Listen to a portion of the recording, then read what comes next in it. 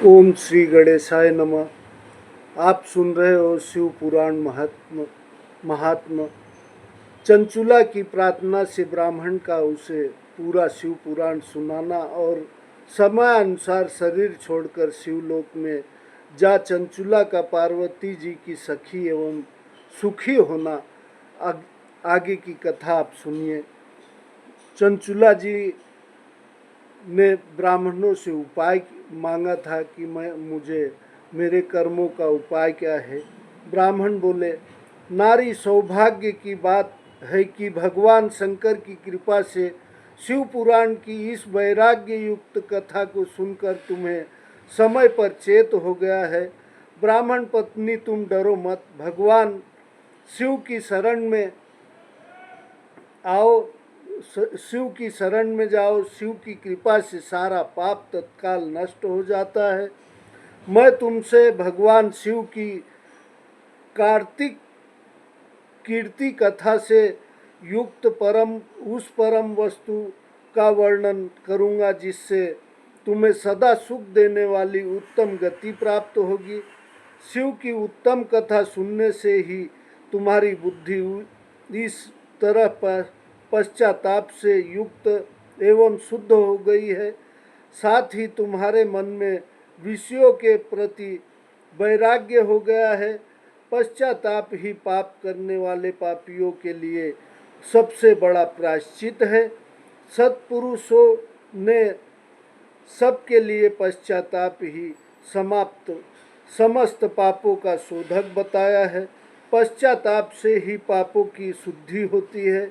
जो पश्चाताप करता है वही वास्तव में पापों का प्रायश्चित करता है, क्योंकि सत्पुरुषों ने समस्त पापों की शुद्धि के लिए जैसे प्रायश्चित का उपदेश किया है, वह सब पश्चाताप से ही संपन्न हो जाता है। जो पुरुष विधि पूर्वक प्रायश्चित करके निर्भय हो जाता है पर अपने कुकर्म के लिए पश्चाताप नहीं करता, उसे प्रायः उत्तम गति नहीं प्राप्त होती। परंतु जिसे अपने कृत्य हार्दिक पश्चाताप होता है वह अवश्य उत्तम गति का भागी होता है, इसमें संशय नहीं है। इस शिव पुराण की कथा सुनने से जैसी चित्त शुद्धि होती है वैसी दूसरे उपायों से नहीं होती। जैसे दर्पण साफ करने पर निर्मल हो जाता है, उसी प्रकार इस शिव पुराण की कथा से चित्त अत्यंत शुद्ध हो जाता है, इसमें संशय नहीं है।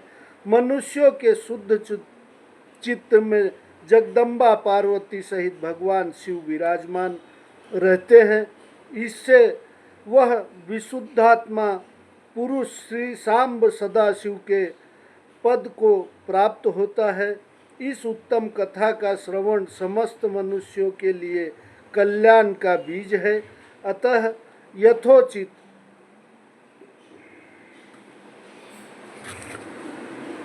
शास्त्रोक्त मार्ग से इसकी आराधना अथवा सेवा करनी चाहिए। यह भवबंधन रूपी रोग का निवास करने वाली है। भगवान शिव की कथा को सुनकर फिर अपने हृदय में उसका मनन एवं निधि ध्यान करना चाहिए। इससे पूर्णतया चित्त शुद्धि हो जाती है। चित्त शुद्धि होने से महेश्वर की भक्ति अपने दोनों पुत्रों ज्ञान और वैराग्य के साथ निश्चय ही प्रकट होता है।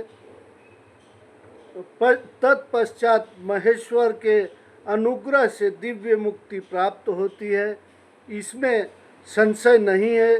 जो व्यक्ति से वंचित है उसे पशु समझना चाहिए, क्योंकि Received 2,386 rupees on Google Pay for business. आसक्त है, वह निश्चय ही संसार बंधन से मुक्त नहीं हो पाता।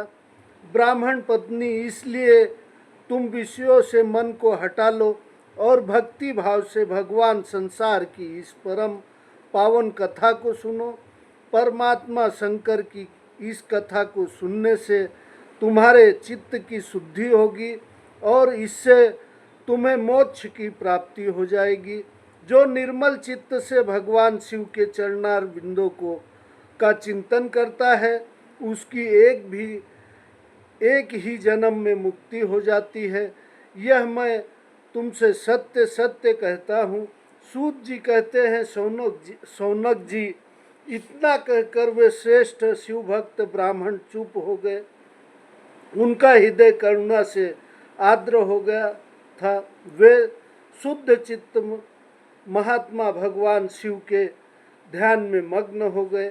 तदनंतर बिंदु की पत्नी चंचुला मन ही मन प्रसन्न हो उठी। ब्राह्मण का उक्त उपदेश सुनकर उसके नेत्रों में आनंद के आंसू छलक आए थे। वह ब्राह्मण पत्नी चंचुला हर्ष भरे हृदय से उन श्रेष्ठ ब्राह्मण के दोनों चरणों में गिर पड़ी और हाथ जोड़कर बोली, मैं कृतार्थ हो गई। तत्पश्चात उठकर वैराग्य युक्त उत्तम बुद्धि वाली वह स्त्री जो अपने पापों के कारण आतंकित थी, उन महान शिव भक्त ब्राह्मण से हाथ जोड़कर गदगद वाणी से बोली। चंचुला ने कहा, ब्राह्मण शिव भक्तों में श्रेष्ठ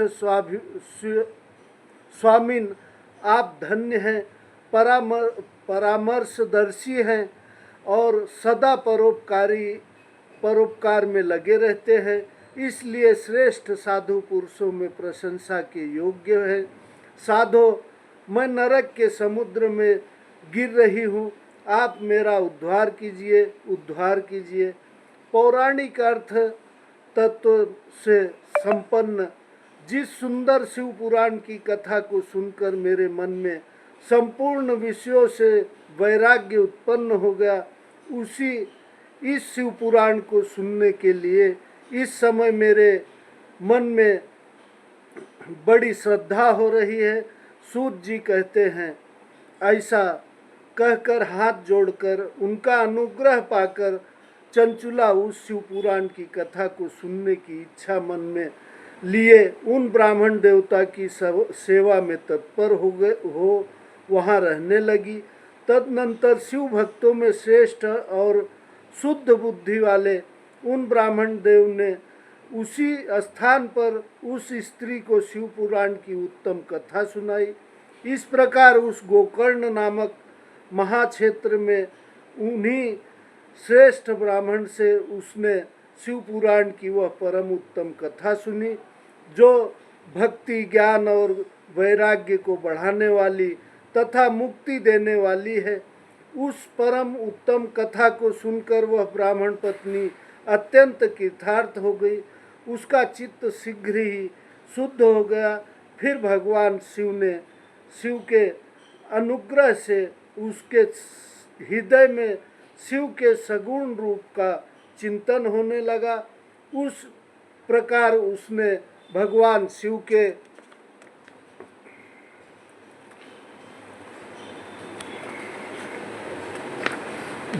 शिव में लगी रहने वाली उत्तम बुद्धि पाकर शिव के सच्चिदानंदमय रूप स्वरूप का बारंबार चिंतन आरंभ किया। तत्पश्चात समय के पूरा होने पर भक्ति, ज्ञान और वैराग्य से युक्त हुई चंचुला ने अपने शरीर को बिना किसी कष्ट के त्याग दिया।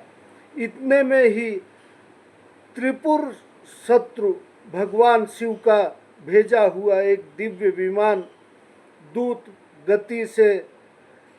गति से वहाँ पहुँचा, जो उनके अपने गणों से संयुक्त और भांति भांति के शोभा साधनों से संपन्न था।